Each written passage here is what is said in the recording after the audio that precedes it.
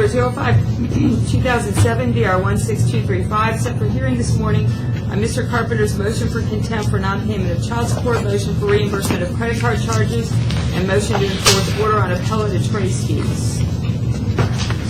And I've also received from Ms. Bashan on behalf of Ms. Carpenter an objection to use of summaries. I'll start by swearing both parties in. You're Brenda Stevens and Ralph Carpenter. You both raise your right hands. Do you solemnly swear or affirm that the testimony given in this matter will be the truth, the whole truth, and nothing but the truth, so help you God? Ms. Silverman? Your Honor, as you said, we're here on 3 different motions this morning. The first is a motion to enforce appellate attorney's fees. This particular case started back in 2007. There's been a couple of appeals. Mr. Carpenter was awarded appellate attorney's fees. That particular order was appealed, and it was PCA affirmed. So we are seeking the enforcement of the appellate attorney's fees award to start commencing payments on that. The other issue is a credit card issue. The parties' marital settlement agreement provided that any charges made after the date of filing would be the responsibility of the other party, the party who charged them. There are approximately $1,500 in a credit card fees that need to be paid by Ms. Carpenter. And the final one is a child support contempt motion. Ms. Carpenter is behind approximately $2,700 in her child support. And we'd like Ms. Carpenter to catch up. I'd like to call Mr. Carpenter for testimony, if I may. Ms. Bashan, any comments by way of opening? Yes, Your Honor. The credit card will be simple. My client is in agreement that $1,496.22 were charged by her after the date that they agreed in the marital settlement agreement. So she does owe that, and we believe basically a judgment at this point in time. It's property settlement is probably appropriate. She has not paid it, and she does owe it. Regarding the appellate fees, that was not solidified until August 10th of 2010, and so then she was ordered to pay $5,100 in appellate attorney's fees. She has not been able to make any payments towards that. We are in agreement that she has not paid those, and those are due and owing, but she just has no ability to pay at this time. Regarding the motion for contempt and enforcement, basically there were kind of some competing orders. You were responsible for what the current child support is and retroactive, and you had your order in May of 2010, and you ordered my client to pay child support. My client started to pay child support not in June. Unfortunately, she started paying in August. She made some attempts to pay through the State of Florida Disbursement Unit, spoke to Mr. Carpenter about it, but started in August. So paid in August, paid the whole month of September, actually overpaid in December, and in September started the income deduction order. The income deduction order is in place, paying the full amount plus the $100 towards the arrears at this time. How there's $2,700 new arrearages are because of that June, July, and then unfortunately my client received no income between December 3rd, 2010 and January 28th, 2011. While she was working, she received no income due to problems within the company and the corporation that she was working for. So what we would ask for, which is also pled in the motion, is just to add the additional arrears to the retroactive that you ordered. And what's interesting is you ordered retroactive about $6,279. Judge Silvernail ordered retroactive child support to be paid by Mr. Carpenter to Ms. Stevens of approximately $6,000. So Mr. Carpenter has now set that in motion to appeal. It's with the 5th District Court of Appeals, so those might just still be wiping each other out, so that there might only be a $2,700 arrearage.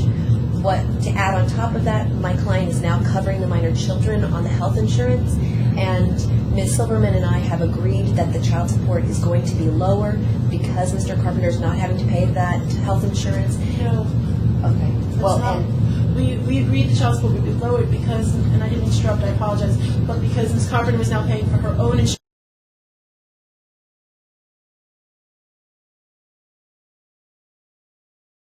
my client, and she's now having to pay for hers, and so we do have an agreement that the child support will be reduced, and it will be reduced retroactively back to December of 2010. So that is going to be taking up some of this arrears as well. So what we basically propose, judge enter a judgment on the credit cards, the appellate fees,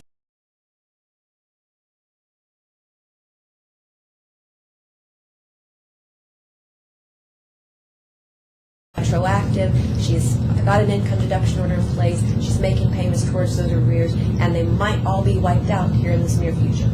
Okay, thank you. Ms. Silverman? In a just brief rebuttal.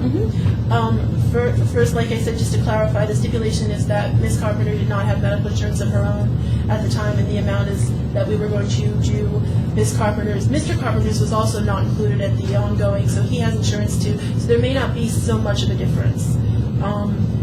A minor one, but some. Also, the appellate attorney's fees, yes, it's on appeal. We all know it takes 2 to 3 years. It took 3 years for this one to get resolved. It took from the original order to that point. It took, but he should not have to wait for monies while that is on appeal.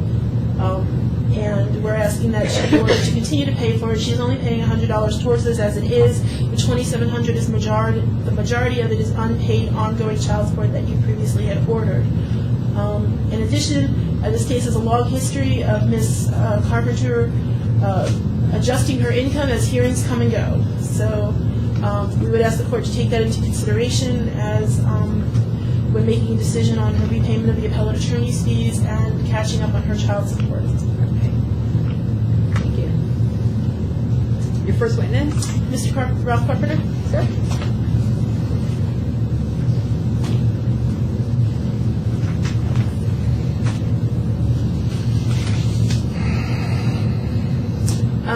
Let's cover the 2 smaller issues real quick.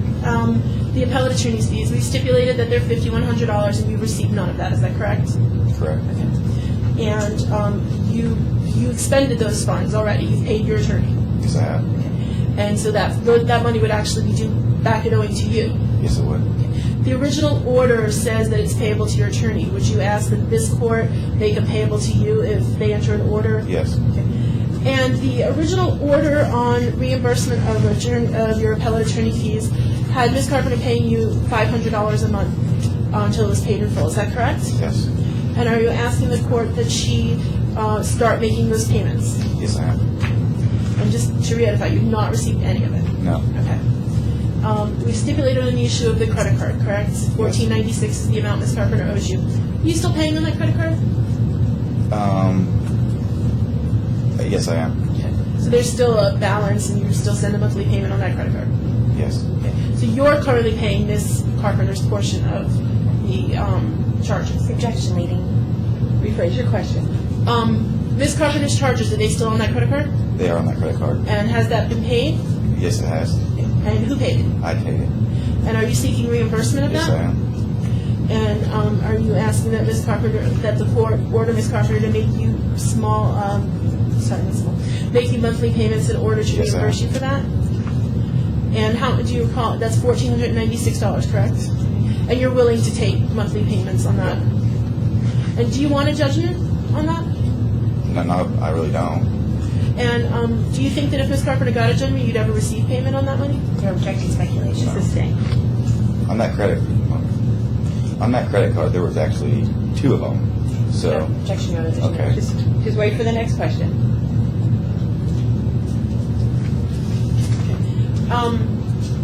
On the child support issue, we were here in December of 2010, correct? To start the ongoing child support hearing? yes. And that hearing got continued, correct? Yes, it did. And we came back on April 5th, April 5th. okay, of 2010. Yep. And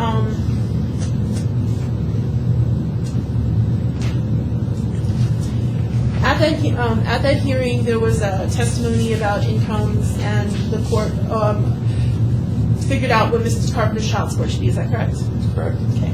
And the magistrate entered an order. Do you know how much the child support was supposed to be? It was 889 or something like that. Plus the retroactive for another 100. And when was that supposed to start? July 1st. Was it supposed to start June 1st? June 1st, sorry. And did you receive any money in June? No, I did not. And did you receive any money in July? No. Did you receive any money in August? I don't recall, but I think there was. I think there might have been one payment on something in August. And did at any time you seek the aid of anyone to collect on that money? I sent emails to Brenda with copies of the judge's orders and also copies asking for funds to help out with the kids' schooling fund and school supplies and so on and so forth. So Ms. Carpenter was aware that the order of how much the child support had been ordered? Yes. Objection, speculation. Sustained as to what she might have been aware of. How did you make Ms. Carpenter aware? I sent her emails with copies of the court docket of what she was behind. Also, I sent her emails from the child enforcement agency that was contacted at that point. We also had their webpage up of what she owed. I also sent her copies on the email of the order itself. Did there come a time where another agency got involved in collecting? The child support enforcement agency got involved. And what happened when the child support enforcement agency got involved? Once they got involved is when she made her first payment, like shortly after they got involved. And how do you know how the child support comes now? It gets routed through the child enforcement agency. So you receive the same amount every 2 weeks? Or? Until January this year, and then a whole month went without anything. So they started sending her letters again, and then now she's back paying again. Get an objection on responsibly described regarding what they sent. Sustained. And do you know how much approximately Ms. Carpenter is behind in her child support? Around $3,000. And do you want Ms. Carpenter to bring that current? Yes, I do. And do you need those funds? I do need those funds. Do you have bills of your own to pay? Do I have bills in my Do you home? have bills in your home to pay? Every month, yeah. And the 2 children live primarily with you? Yes, I do. And do you own your own business? Yes, I do. What do you do? I'm a roofing contractor. And has your business been good, bad? I have 2 employees, 4 counting my office manager and myself. So I work on the roof along with my guys, and I take a salary. And is that how it is that how it was before? Pretty much, except for we had a lot more employees and a lot more going on at that time. And the income, the child support income that you didn't receive in June, did that financially hurt you? It hurts me every time we do. Because I'm paying the $480 for insurance for me and the kids, and pretty much on the $800 right there, if I'm taking $1,000 a month for child support, you take the insurance out, $1,100 for rent, $300 a week for food, it pretty much leaves you pretty much tapped out at that point. And would you want the court to add that to the arrearage so that she was paying it out longer? Or would you want to receive it as a lump sum? Objection is leading. Rephrase your question. Do you? I think that she had the money, and I think that she can pay it. So I would ask the judge, after seeing the evidence later on through this, I want the judge to award it, pay it all at once. And in order to collect on your appellate attorney's fees, the credit card charges, and to bring this motion for contempt and enforcement, did you have to pay your attorney? On the appellate fees? Well, to bring these motions here today, did you have to pay Yes, my I did. office? Okay. And do you know how much you approximately paid to this office? Around $2,000. And do you need reimbursement of those funds? Yes, I do. And has paying attorney's fees in order to bring these motions caused you any additional financial hardship? I paid them on a credit card, and I'm paying interest on that credit card because of the attorney fees. The same credit card that is on the $1,400, actually. Your Honor, I have no further questions, Mr. Carpenter. Okay. Mr. Schellman? Yes, Your Honor. Sir, you said you take a salary. What is your salary? It's $1,000 a week. And do you ever receive any other forms of compensation? No. When you take your salary of $1,000 per week, do you have extra funds in your carpenter or your roofing account that are there over and above your salary and what you pay your gentleman? No, I don't. Do you ever receive cash from any of your Every now and then. customers? And do you take that on top of the... We carry cash we put in our company as cash deposits, and it shows on our records other cash deposits. So you indicated that your insurance and the children's insurance is approximately $400 something per month? That's yes? Yes. Isn't it true that Ms. Stevens called you in June or July of last year regarding the child support? No. Isn't it true that she advised you that she could not make payment through the State of Florida Disbursement Unit yet because they had not set it up? That was the beginning of August. Okay, so she did advise you. After I emailed her, and then she, the child enforcement agency got involved, and then she sent it. But she did not contact me for the first 2 months. After I emailed her, I still got no reply back on my emails from her either. Okay. But so she did contact you then in August of 2010 regarding her inability to pay through the state? Yeah.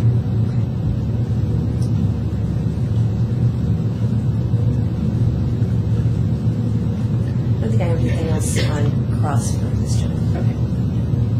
Ms. Silverman, anything further? Just one question. When Ms. Carpenter contacted you in August to tell you she'd been having difficulty paying through the state, did she say she'd had the June and July payments to give you? She told me she wasn't working and not making income. So she told me that she wasn't working at that moment. She told you she had no income at that time. That she wasn't working or she couldn't or something like that. And then that was like during that time period. Then she said that she had trouble paying through the unenforcement agency or something like that. That's all I have. Anything further as a result of that testimony? No. Thank you, sir. You can have a seat next to Ms. Silverman.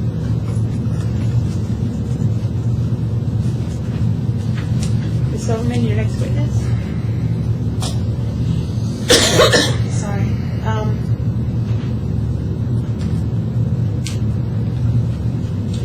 Your Honor, I call Brenda Carpenter. I'm sorry, Brenda Stevens. I apologize.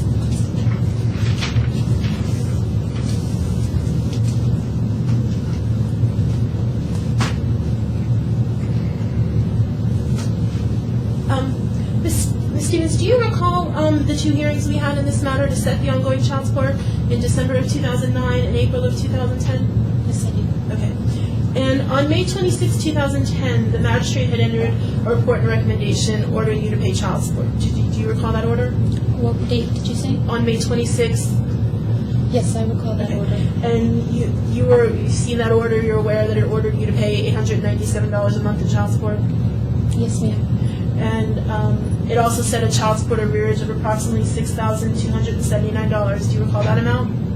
Yes, And that was to be paid back an extra $100 a month, is that correct? that's correct. And do you know when those payments were supposed to start? I don't know exactly. I think it was, like you said, maybe like June or July. And were you working at that time? Yes, I was. Did you make any payments to Mr. Carpenter? I did not make any payments to Mr. Carpenter because it said that I was supposed to pay it through the disbursement unit. And whenever I did get paid, because I get paid bi-weekly, I attempted to call the courthouse here to make payments, but I was informed that the initial time that I did, I called, they said that the order hadn't been signed yet, because I guess even though it was dated May 26th and it was supposed to start, that they said that the judge had to sign an order. I think that's what it said, because it was just a recommendation is what the lady said, and then I had to wait for the judge to sign the order for it to go into effect. So when I initially called at first to make an attempt to pay, they said that the order hadn't been put through yet. So every time I got paid, I would attempt to call to try to make the payment, but they said that it wasn't enforced yet. Did you save any of the funds that you would have paid in June or July to bring yourself current once the state's account went into place? I did not, because I was just living paycheck to paycheck. So, Your Honor, if I may approach, I have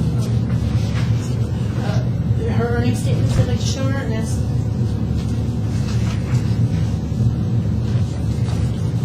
Is this a printout of your employee earning records for 2010?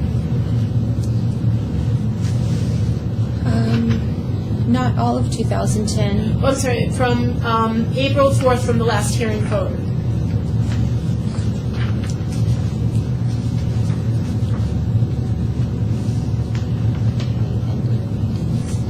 Yeah, it's not all the way through 2010. It's from just April. Oh, hold on. Maybe there's more pages. Yes, this is from, looks like pay ending date April 4th, 2010 to pay ending date of November 28th, 2010. That's missing all of the January to, January, February. This is from the March. last hearing forward. Okay. And would you look on page 2 of the document? Can you tell me on pay ending date 5/30, which is the check you received on 6/4, how much was your gross income that week? An objection, it's hearsay, unless it refreshes her recollection, and then she's just going to have to be testifying straight from it. It's hearsay. Okay, I'll sustain the objection as to hearsay, so maybe if you could just turn that document over, if I identified it, just turn it over and answer Ms. Silverman's question. Do you recall how much you made during that pay period? I don't offhand. If you review the document, would you be able to remember how much you made? If I looked at it. So if you took a moment to look at it, would that refresh your recollection on how much you made that week? If this was my pay stubs, then yes. Could you take a look at it and see if it helps you remember what you earned that week? I just ask the witness regarding her ability to know if this is her pay or not. Okay, I thought she already testified that they were her pay stubs. They're not pay But I'll stubs. go ahead and go here. Ma'am, what you have is a payroll printout, says Brenda Carpenter, employee name and address, and some various pay dates. Is that correct? Yes. Are you aware if these are the actual amounts that you were paid during each of these pay periods or not? I don't know because, this is not how we would usually receive our normal pay stub. So, You don't get this kind of information when you get paid. no, it's not in this type of a form. Do you have any way of sitting here today knowing if this is an accurate reflection of what you got paid on those dates? No, not unless I went back. I don't think I can.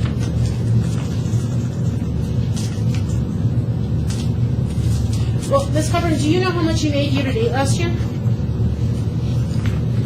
Do you know how much you made year-to-date, like 2010? Do you know how much? In 2010, my W-2 was like 29,000, something like that. In fact, but did you have any deductions taken out on top of that 29,000?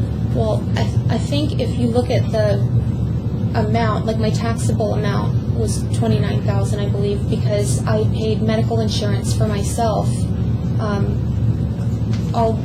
that whole time, which wasn't included on the judgment. It said that I wasn't paying my medical insurance, but I was paying my medical insurance ever since August of 2009. I was paying my own medical insurance, and that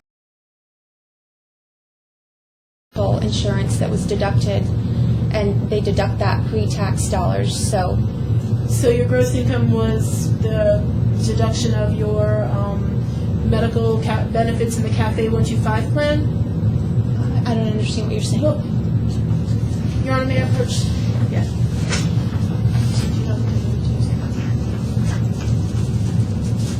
Do you recognize this as your 2010 W-2? Yes. In the center section, it says your gross pay is $33,874.12. Is that correct? Yes, And there's a CAFE 125 plan on there. Is that correct? that's correct. Do you know what a CAFE 125 plan is? Well, what that was our medical and our dental insurance that was deducted from my paycheck every biweekly. So then, is there flex spending money in there? No, that's just our health insurance and our dental insurance. And so your gross pay for the year was $33,874. Is that correct? Yes, before my insurance was taken out. And in April when we were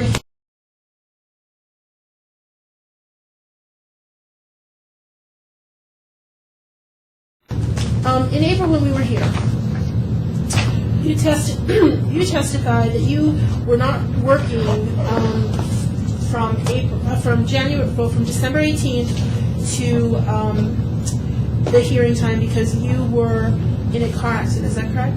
No, that's not correct. Sorry, go ahead.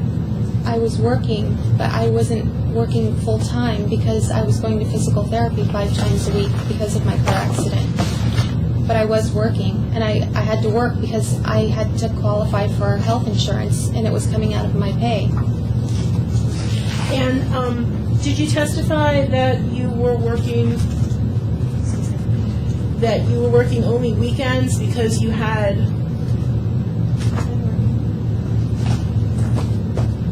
I think it was 3 herniated discs in your neck, 2 in your back, debilitating headaches,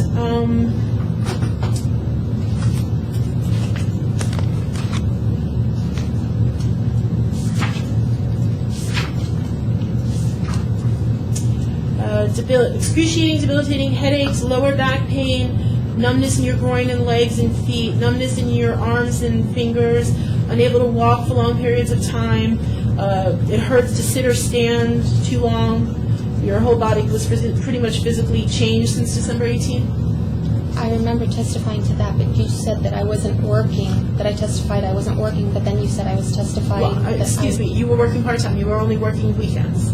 Well, weekends and then after my physical therapy usually is what I would do. Okay. And this had a severe impact on your earning capabilities, correct? Well, because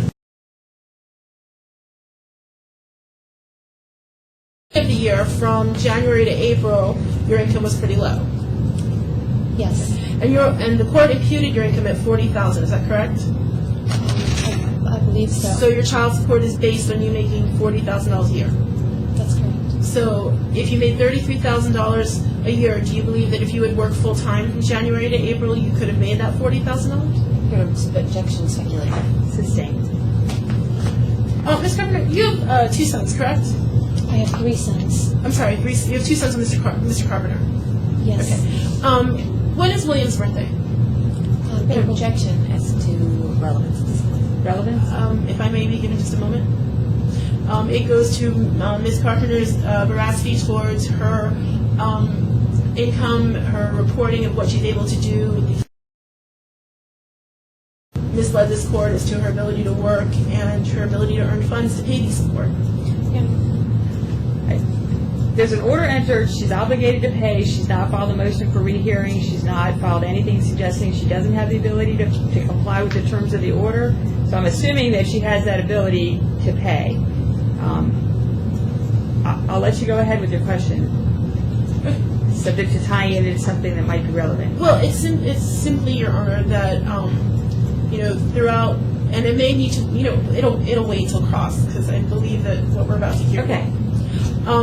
So, just to reiterate, you made $33,000 last year. You didn't work but part-time, occasionally on the weekends, from January to April. Is this correct?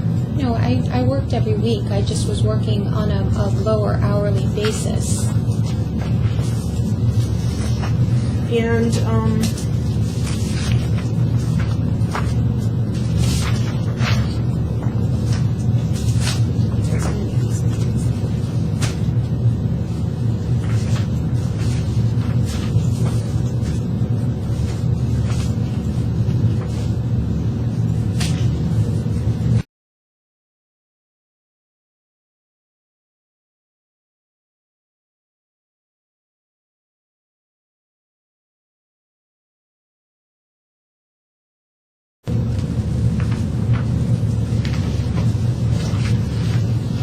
I'm sorry, Your Honor, I'd like to put her W-2 into evidence. Any objection to the W-2? No. Okay, respondents number 1. Ms. Carpenter, I'm showing you your pay stubs from January to March of 2010.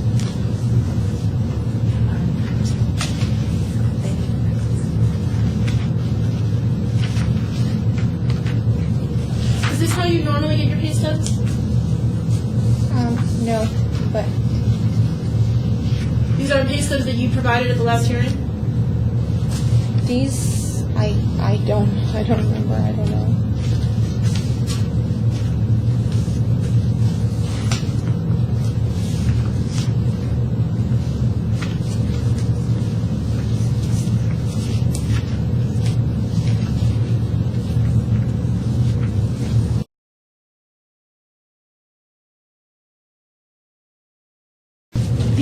These pay statements are not pay statements that you brought with you to the last hearing.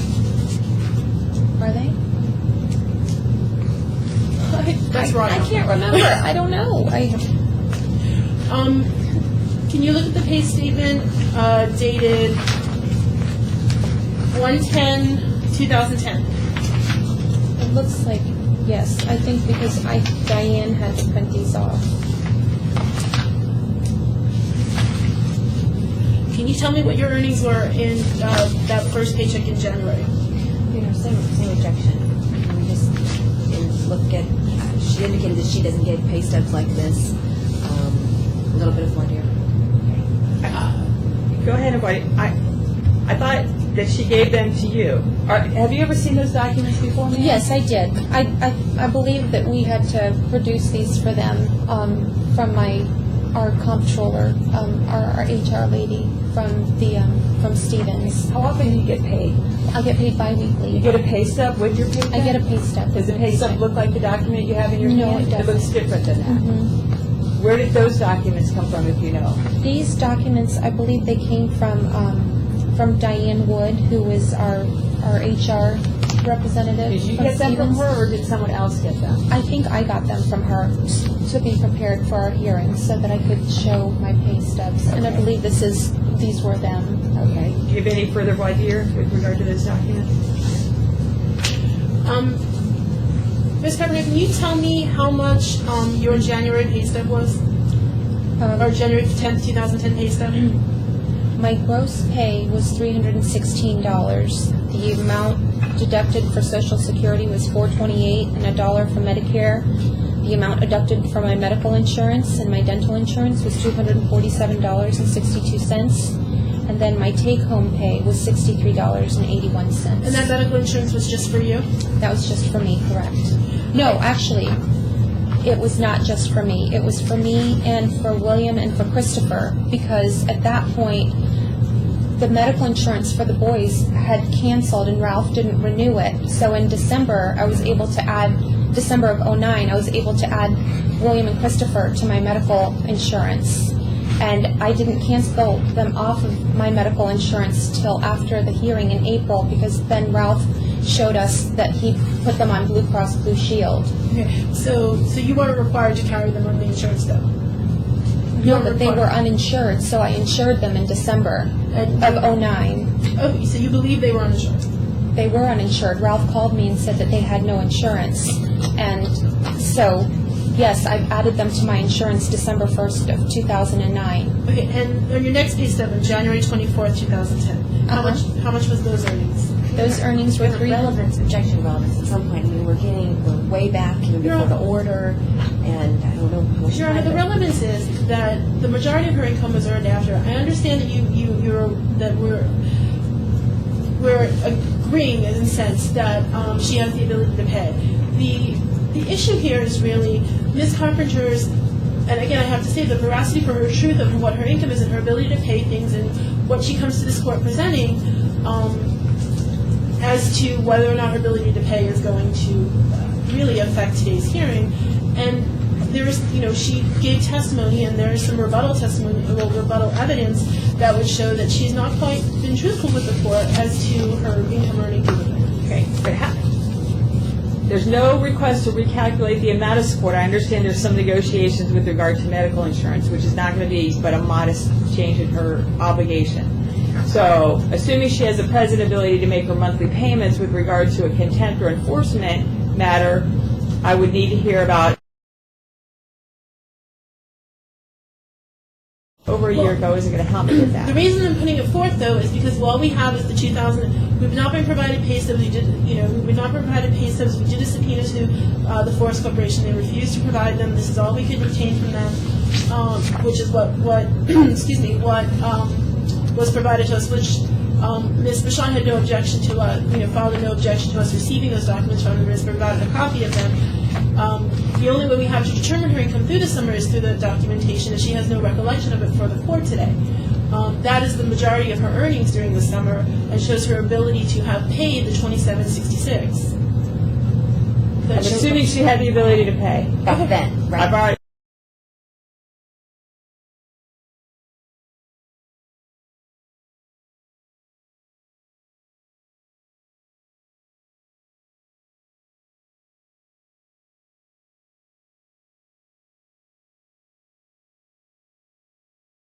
summertime months, you were averaging roughly $5,000 a month in pay? Well, were your paychecks $2,000 sometimes? Sometimes they were, but the furniture business is a very seasonal business. You've got from March to about the end of September, where that's where the majority of the year's sales are going to be. So, and did you purchase a minivan in April for cash of $7,500? no. You didn't purchase a minivan from Family Auto Mart for cash and $7,500? An objection as a speculation.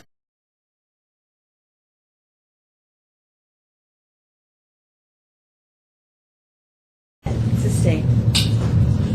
Did you get married this past October? Yes, I did. Who paid for your wedding? An objection as to relevance.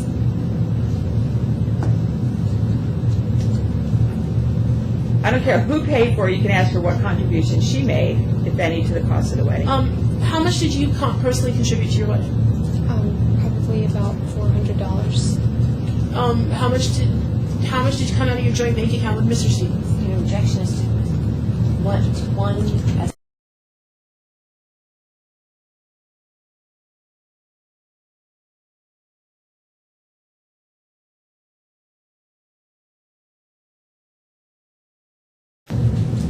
Ms. Carpenter, are you currently working?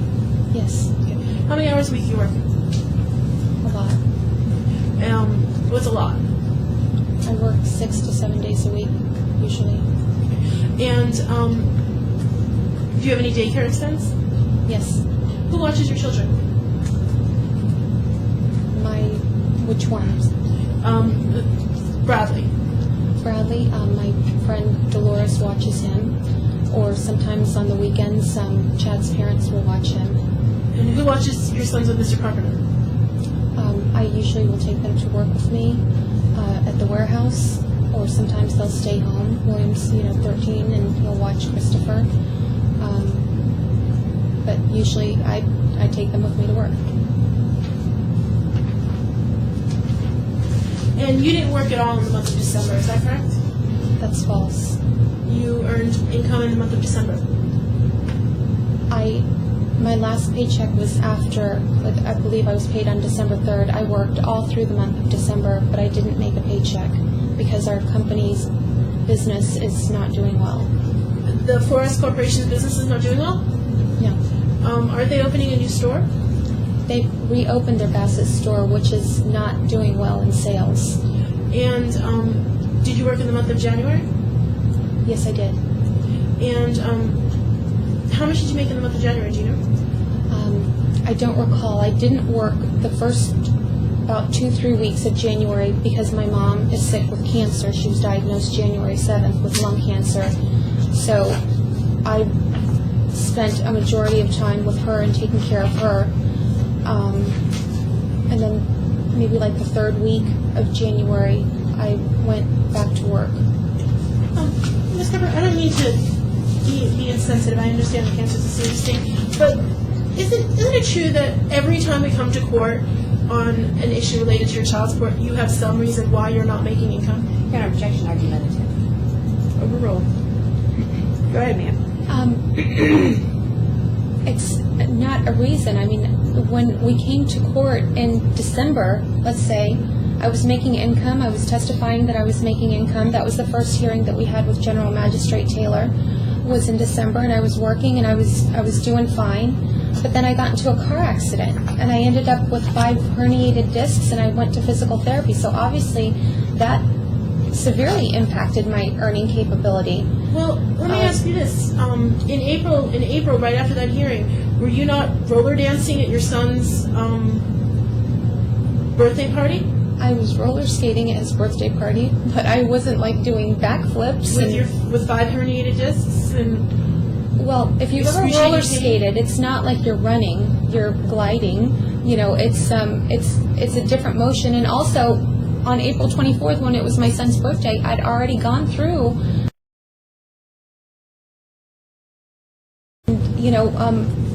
therapy. So 2 weeks after you testified, you had debilitating headaches, excruciating pain, and couldn't work an abundance of hours because you were going to physical therapy 5 days a week. You felt better. You were all cured.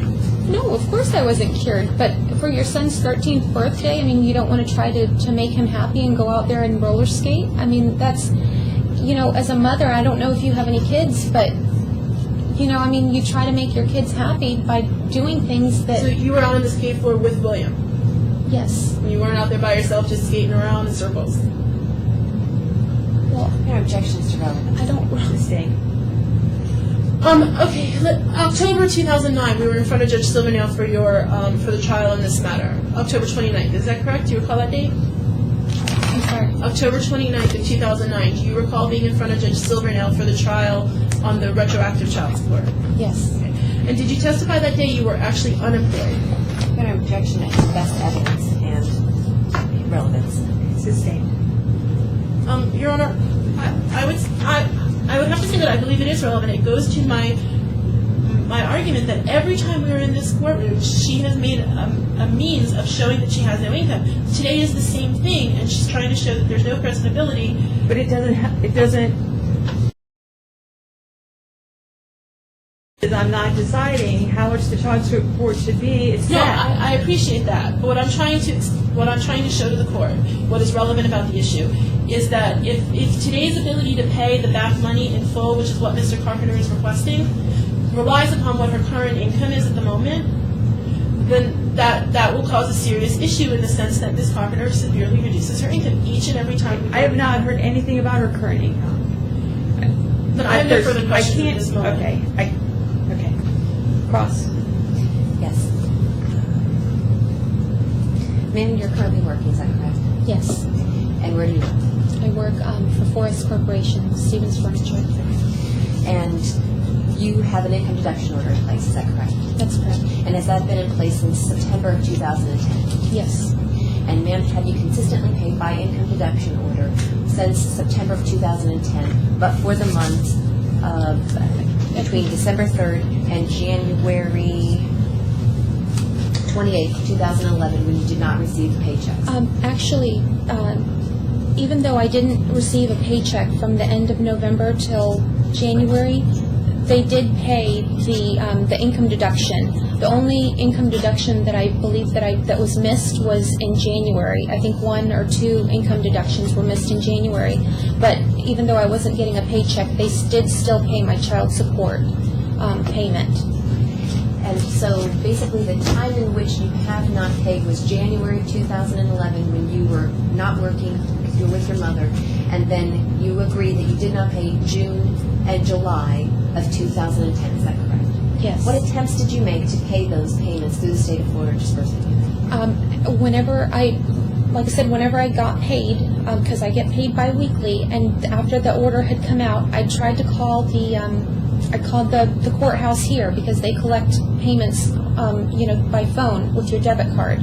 So I tried every time I got paid to call, and the first 2 times that I called, they said that it wasn't in effect.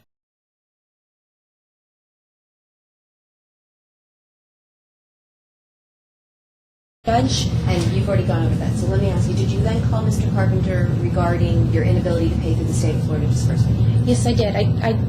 I don't know if I called him specifically for that, but we were on the phone at one point maybe talking about the kids going back and forth, and I mentioned to him, I said, hey, listen, I'm trying to pay your child support payment, but it's not registering on, in their system yet. And he was just like, oh, no worries, if you can pay it, but, don't worry, it's all good. He wasn't insistent about it, and I kept, every time I got paid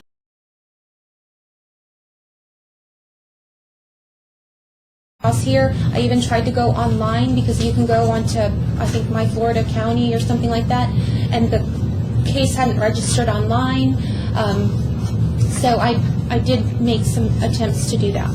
Ma'am, at this moment, do you have $3,000 or $2,700 in which to pay the arrears that Ms. Silverman is requesting?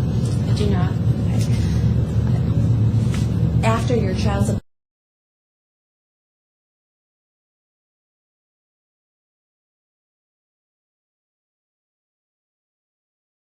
your paycheck, do you pay $500 $518 per biweekly period for all of the members of your family? It's actually, I think, is $581 biweekly. And so that covers yourself, your 2 children with Mr. Carpenter, Bradley, your youngest son, and your husband. And also Lauren and Ashley Stevens, Chad's 2 girls. And so after your child support and your biweekly health insurance of $581 biweekly, how much are you taking home? Well, this time I took home 0. The last 2 weeks I took home $19.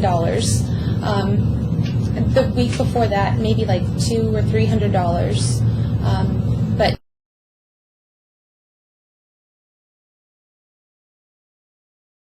Point in time is your gas bill overdue and with a shut-off notice of 4/7/2011. yes, Your Honor, I would object. 1, we haven't seen them for 2.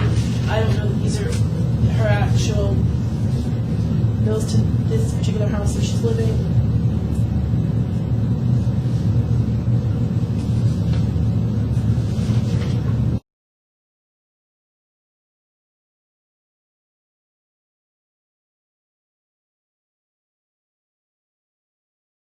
She's living, and then I guess you're going to get into how the household bills are paid in the residence. Who's responsible for them? The gas bill, is that for your home on Janewood Lane? yes, And you reside there? yes, And the bill is in your name?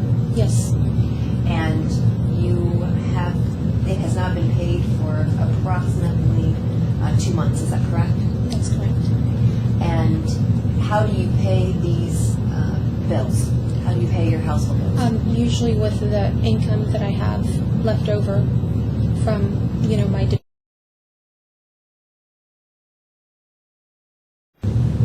This is a joint account yes, with you and your husband. And your income goes into that joint account. mine does, yes. And, ma'am, the City of Melbourne bill, is that your water bill? Yes,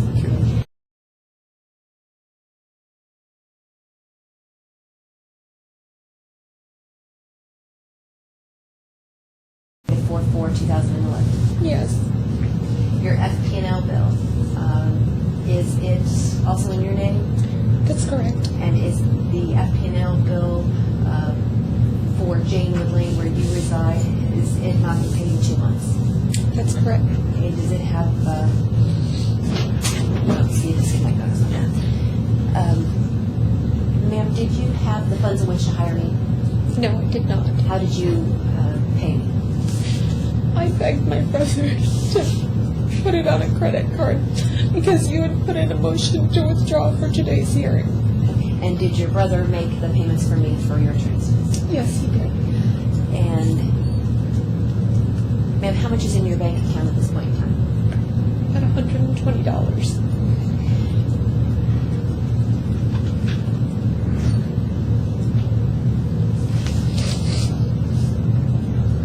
Do you have any other funds and any other source in which to pay this arrearage? I do not. Ma'am, your mother is still suffering from lung cancer, is that correct? That's correct. And are you having to see her on a daily basis or?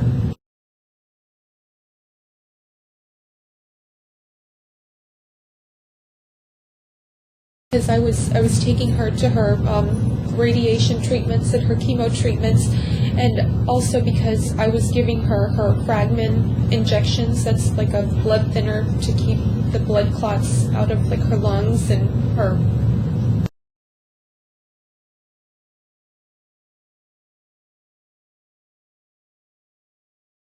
Months because of her treatment and her needs. Yes, Has that had somewhat of an impact on your ability to earn income? yes, but I try to juggle the two. I try to go in before work and then go see her after work, whether it's even at 9, 10 o'clock at night.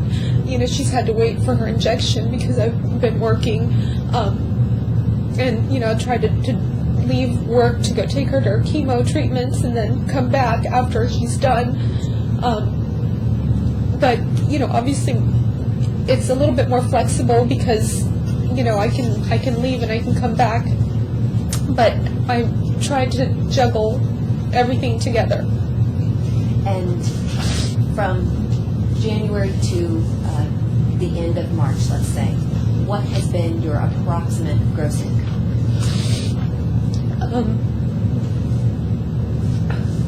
I don't remember year to date. I think we've had a pay stub, a recent pay stub. I can't quite recall.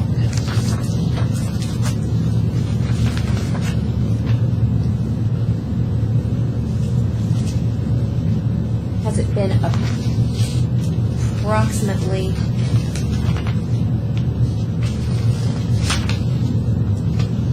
$8,000 year to date?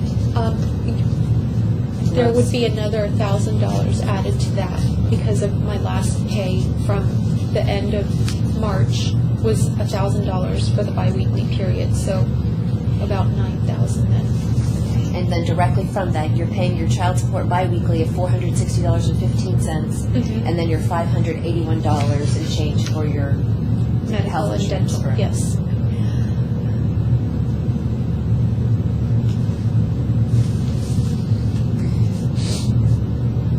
Do you have the ability to pay any additional sums at this time for child support arrearage or attorney's fees or anything at this moment? I don't. Don't have anything further for this. Ms. Carpenter, you just stated that you made approximately $9,000 in the last 3 months. Is that correct? Yes. So you're averaging with your juggled schedule about $3,000 a month in income. Is that correct? Okay, and that 581 is covering children that don't belong to you and Mr. Carpenter. Is that correct? It's covering Chad. All of the kids for the same price. Okay. And it covers Chad as well? Yes. And is Chad giving you any money towards the medical insurance? We're married. So the Chad's money is paying household bills as well? He also has obligations to his ex-wife, Nicole Stevens, that, Do you know what Chad's income was last year? That her bills are unpaid or her utilities are getting shut off. Her husband's income into the home is absolutely relevant to the issue. They're sharing the household expenses and the bills aren't paid, then she's opened the door into inquiry as to how those household expenses are divided between she and her current husband. Go ahead. I believe it was like $130,000. So Mr. Stevens made $130,000. Your bills are getting shut off? Well, 130, it sounds like a lot, but then when you take out taxes, he paid over $30,000 a year last year in taxes, not to mention Social Security and everything else. So if you look at his W-2 form and then deduct, I mean, it's not that much. Then he pays $3,000 a month in child support. He has to pay money to Holy Trinity for private school. He was paying the medical bills or their insurance for Lauren and Ashley and himself and Bradley last year. So that was money that was being deducted as well. When you take rent and everything else, I mean, there's not very much to go. How many people are currently living in your house? The 5 kids and Chad and myself. Is your mother and her husband? No. How about your brothers? Are they staying there while they're in town? No. So you don't have any extra people in your house using your utilities or not contributing to your household? No, we don't. And you stated earlier that Mr. Carpenter said, don't worry about it, pay me when you can on the child support, correct? Yes. Okay. He didn't send you an email in June of 2010 to remind you that your obligation had started and you hadn't started paying? I don't recall the email.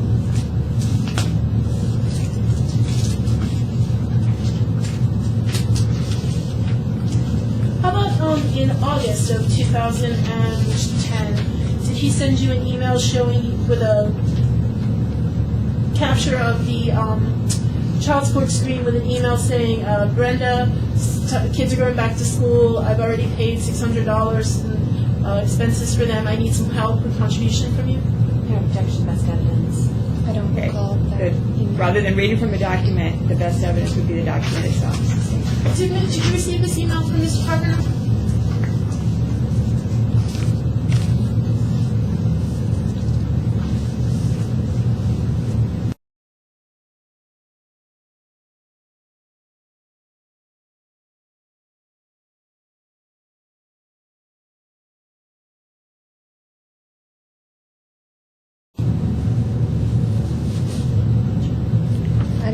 recall this email.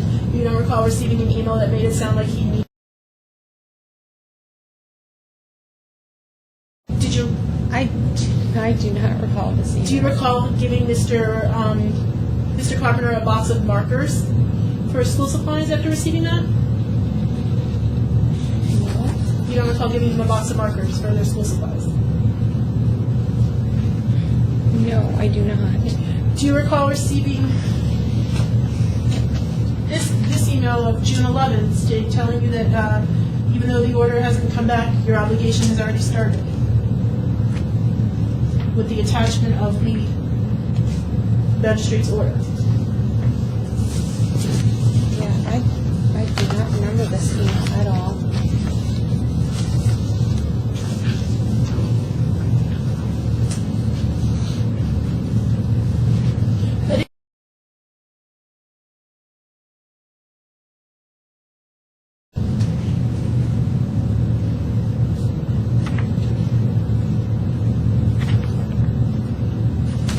Yeah, I do not remember these emails. So is that your email Mrs. address? Silverman.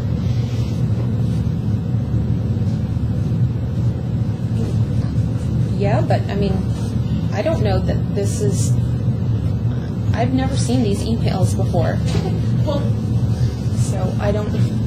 so Mr. Carpenter never led you to believe that he needed the money or that he wanted the money? No, he told me when we were there at the registration, he said that he'd spent all this money, he bought all of these books for the kids, that they didn't need, these big, like from 7th grade to 12th grade, these books that I don't even know what he was talking about, but he'd spent a ton of money on them, and I remember thinking to myself, well, where did you get the money for that? So he did not make it out to be like it was bad at all. He'd actually said that business was going really, really well, that he was signing on with a bunch of insurance companies because of the roofs, because of these foreclosures, that business was going so well for him. He actually, if you look in the Savings Safari, he got Business Roofing Contractor of the Year for 2010. I'm unresponsive. Sustained. You've answered the question, ma'am. Ms. Carpenter, is it your habit to come into court right around a hearing with new stories about why you have no money? You ever lied in court? No. Was there an incident in 2009 at your husband's violation of probation hearing where you were asked to stand up as his wife and you did? Your objection is to relevance. Relevance? Your Honor, again, it just goes to her veracity for telling the court the truth at a hearing and making it to her convenience, the situation to her convenience of the time that we're before the court, and then immediately turning around and the situation is 100% different. Sustain the objection. This is a comment she made in another legal proceeding with a whole other issue.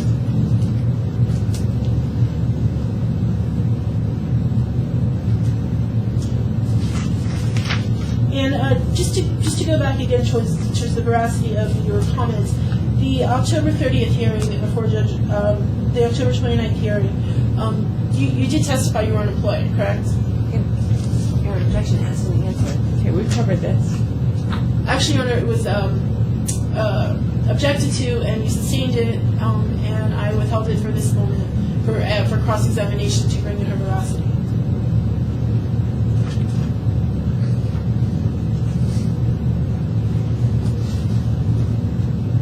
Okay, what exactly is your question? On the October 29th hearing before Judge Silvernail, did you testify you were unemployed? I testified that I wasn't working at that time. And at the April hearing in front of Magistrate Taylor, did you testify that you returned to work on October 30th? Okay, we covered this in great detail, as I recall, at the hearing in which child support was set. I do understand that, Your Honor, but we have a pattern developing here where each and every time we come before the court on an issue of money, the whole pattern has changed. Suddenly income has dropped. Suddenly there's no present ability. I don't think she's argued that she doesn't have the present ability to pay.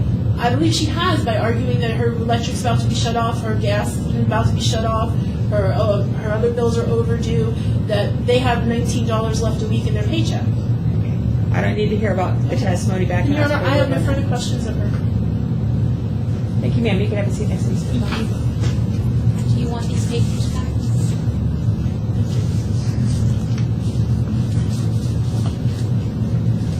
Closing? Your Honor, like we said at the beginning of the hearing, we're here on 3 issues. One, Ms. Carpenter stipulated to, which is the credit card debt. She owes $1,496.22 to Mr. Carpenter. He is still currently paying that bill off with interest that he will not reap the benefit of in her $1,496 lump sum total. He would like a contribution from her to contribute to that. Per their agreement, she would contribute to that in their marital settlement agreement. He's asking that she be given 30 days to bring that bill current, or for the court to order some sort of payment arrangements for her to contribute to that. He is concerned about receiving a judgment on those funds simply because he knows he will never receive them and then he will be stuck with that bill. As to the appellate attorney's fees, they were ordered. That she's made no attempt to pay. She's had the ability to pay since the appellate court affirmed that order. She's made no attempt to make any payments at that time.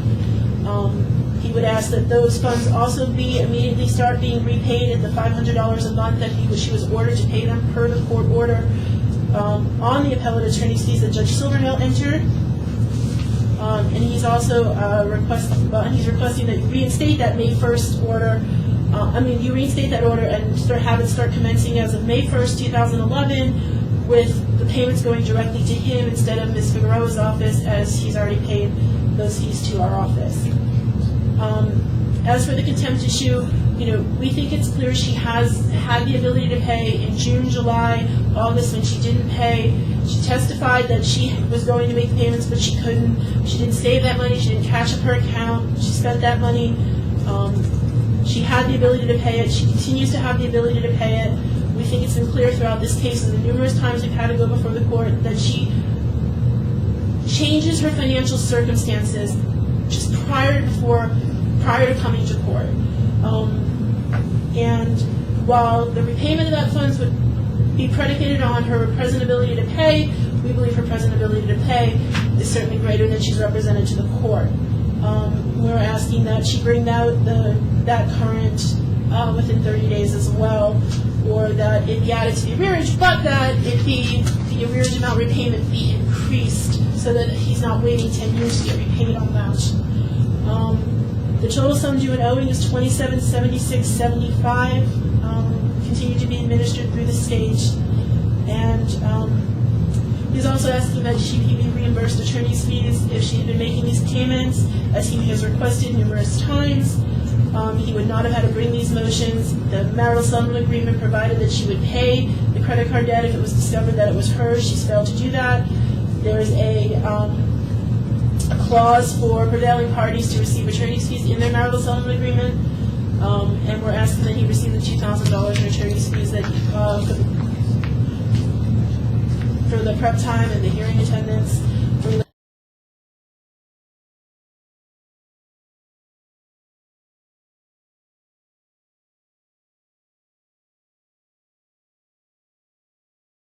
That the only real remedy available at this time is a judgment, sum of $1,496.22.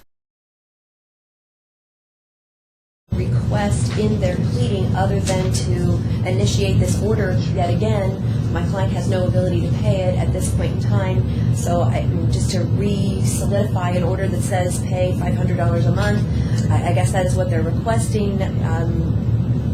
That is the only relief that they've requested. On the motion for contempt and enforcement, it's fine if you had the ability to pay 3 months in the year of 2010, but the only testimony that we have here to date is that she's made approximately $9,000. That's for over 3 months. We've heard the testimony that she pays $581.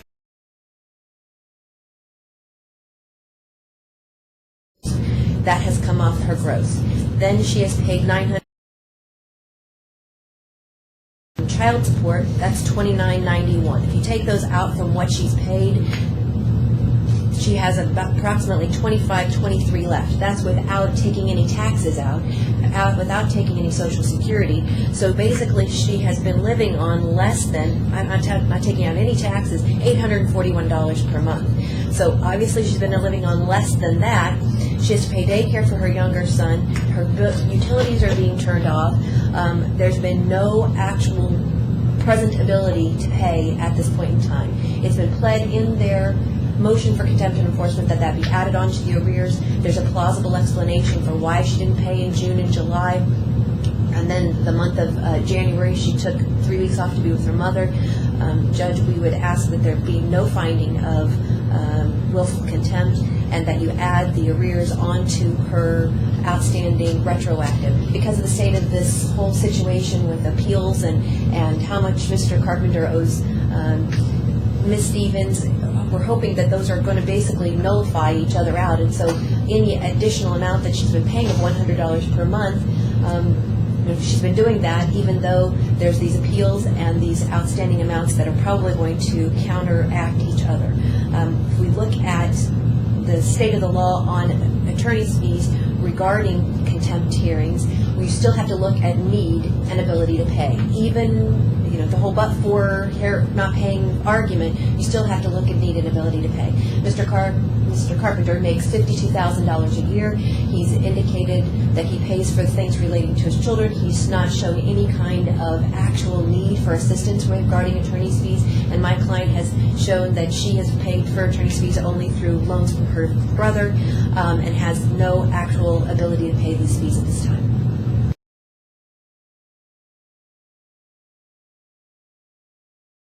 I'll prepare the magistrate's report in order, and my recommendations based on the evidence and testimony would be as follows. With regard to the child support issue, Ms. Stevens' testimony was that for the months of June and July, she had the money in the bank, failed to make her payments, and apparently spent that money for other purposes. That the only reason she didn't pay was because there was some glitch at the disbursement unit. The wise thing to do, obviously, would have been to set that money aside so as soon as the account is open, the payment can be made. I do find that Ms. Stevens is in willful contempt for failure to timely pay her child support. I'll recommend that she make a lump sum payment of $1,794 within 30 days. That represents the two payments that would have been due for June and July.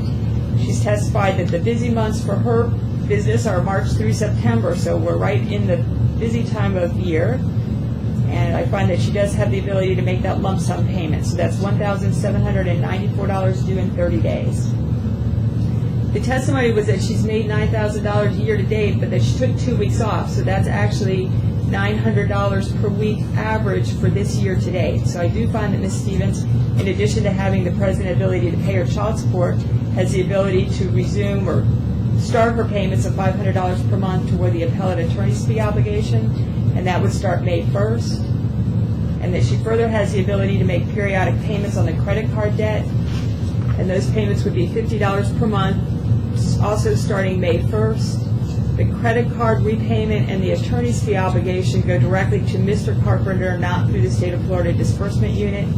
The child support arrearages, and lump sum payment go through the State of Florida disbursement unit.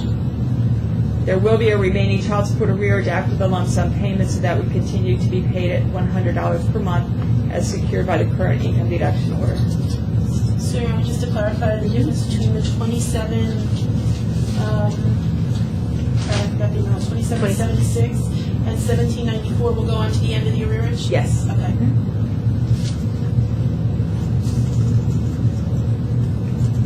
And I'm not recommending that there be any payment for fees as a result of today's hearings.